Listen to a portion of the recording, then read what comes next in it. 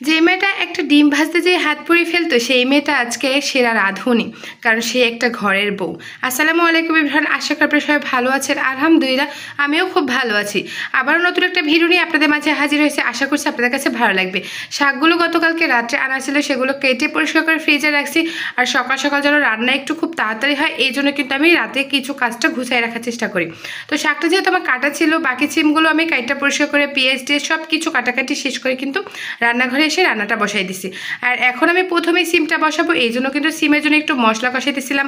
সাধারণ মশলা দিয়ে সিম রান্না করবো। শীতের সবজিগুলো কিন্তু এমনিতেই খুব বেশি মজা লাগে খেতে, তাতে তেমন একটা বেশি মশলা দরকার হয় না, কোনো চিংড়ি মাছের দরকার হয় না।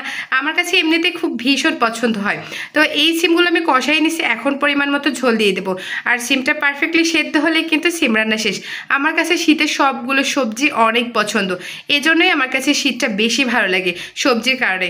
অনেকের কাছে দেখা যাচ্ছে শীত বেশি একটা ভালো লাগে না, আমার কাছেও তেমন ভালো লাগে না, বাট আমার কাছে শীতের সবজিগুলো অনেক ভালো লাগে। তো আমার সিম রান্না কিন্তু শেষ, এখন কিন্তু আমি শাকটা বসাবো। এই জন্য আমি কিছু পরিমাণে পেঁয়াজ, শুকনো মরিচ আর রসুন দিয়ে দিছি। বাসায় কাঁচামরিচটা ছিল না, তাই আজকে আমি কাঁচামরিচটা স্কিপ করে কিন্তু শুকনো মরিচটা দিয়ে দিছি।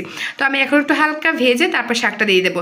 আর লাল শাকে আমি তেমন হলুদ বা অন্য কিছু ইউজ করি না। আর এখানে লবণটা দেখা যাচ্ছে না, কারণ আমি লবণটা যখন দিছি তখন কিন্তু স্কিপ হয়ে গেছে। পরে কিন্তু আমি লবণ ঠিকই দিছি। লবণ যদি না দিই তাহলে শাকে কিন্তু একদম টেস্টই থাকবে না। তো শাকটা প্রায় সেদ্ধ হয়ে আসছে, তাই একটু ভালোভাবে নাড়াচাড়া দিয়ে ভেঙে চুড়ে দেওয়ার চেষ্টা করবো। শাকটা যদি একটু আঠালো ভাব না হয় তাহলে আমার কাছে একদম ভালো লাগে না। আর এখন কিন্তু শাক পারফেক্টলি সেদ্ধ হয়েছে, একটু পরেই ঝোলটা রান্নার পরে কিন্তু আমি উঠে ফেলাবো।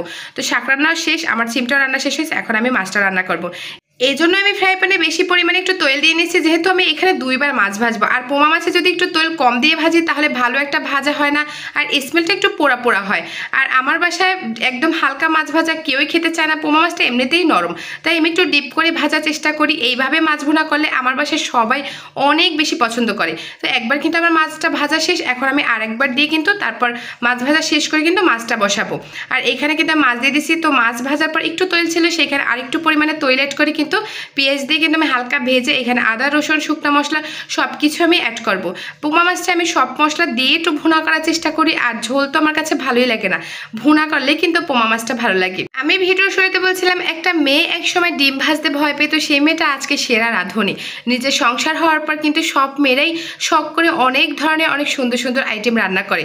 তখন কিন্তু পরিবারের পছন্দ মতো রান্না করতে করতে কিন্তু সব এক সময় অনেক সুন্দর করে রান্না করতে পারে। আসলে ইচ্ছাকৃতভাবে রান্না করুক আর অনিচ্ছায় রান্না করুক, রান্নাটা কিন্তু ঘরের বউ করতেই হবে। তাই ভালোবেসে করুক আর নাই বা করুক, রান্না তো করতেই হবে, তাই না? তাই কিন্তু একসময় সব রান্না করতে করতে সবার কাছে একজন প্রিয় রাঁধুনি হয়ে ওঠে। এর পিছনে কিন্তু অক্লান্ত পরিশ্রম থাকে। প্রিয় রাঁধুনি হতে কিন্তু একটু কষ্ট কম হয় না, অনেকটা পরিশ্রম করতে করতে কিন্তু একসময় প্রিয় রাঁধুনি হয়ে উঠতে হয় সবার কাছে। তাই তাকে একটু ভালোবাসা দেন, সম্মান স্নেহ করেন, দেখবেন আপনাদের জন্য সবটা উজাড় করে কিন্তু সারাদিন কাজ করবে। আজকে এই পর্যন্ত, সবাই ভালো থাকবেন। নেক্সট ভিডিওতে সবার সাথে আবারও দেখাবো। আল্লাহ হাফেজ।